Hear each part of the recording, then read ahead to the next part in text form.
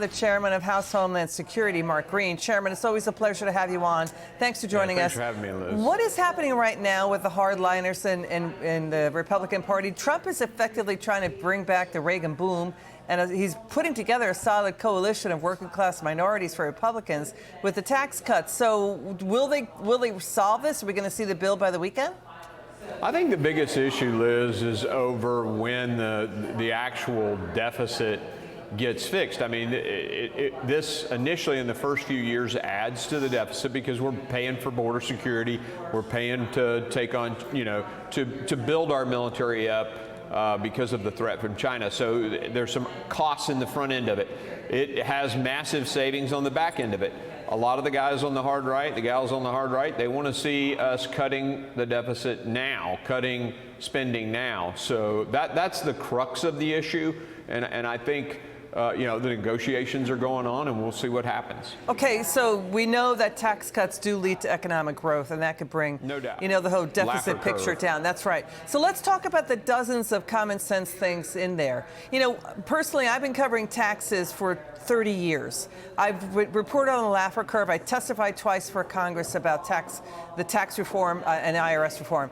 What they're talking about is 6 million jobs. Everyone gets a tax break. Low-income taxpayers get a tax break. No taxes on tips and overtime, cuts taxes on Social Security, doubles the child tax credit, stops the Biden-era rule forcing everybody to, report their $600 phone app transactions to the IRS. So do the hardliners understand that when you have tax cuts, that creates, growth and brings in the revenue, bringing that deficit, picture down? Yeah, there's no doubt about it. Look, Walmart doesn't offer a big sale and lower prices so that out of the goodness of their heart. They do that because they know more people will buy, and in the end, they raise more money. They make more profit.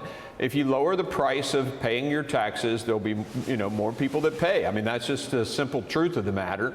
Overseas money comes home, all of those things, and we collect more revenue. That's the Laffer curve. And yes, the guys on the hard right do believe that. The question comes down to how much growth do you get out of how much tax cuts, and they're just arguing over that now. And I think the debate is going on as we speak. Chairman Green, let's turn to this. Let's get your reaction to the stunning moment when President Trump confronted the president of South Africa.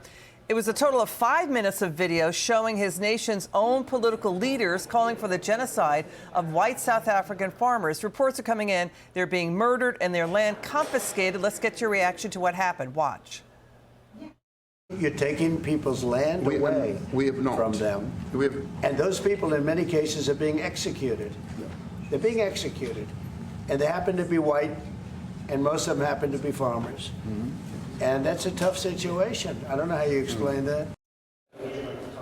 And then he showed the video of South African political leaders actually calling for the slaughter and genocide of white farmers. When you saw what happened, what was your take? Look, apartheid is a horrible thing. It was a horrible thing, but the pendulum can't swing back to the other extreme.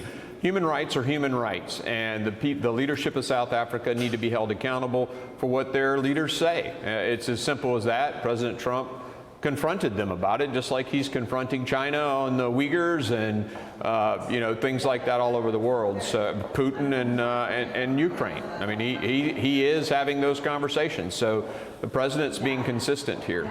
Okay, Chairman Mark Green, thanks for being with us. Now.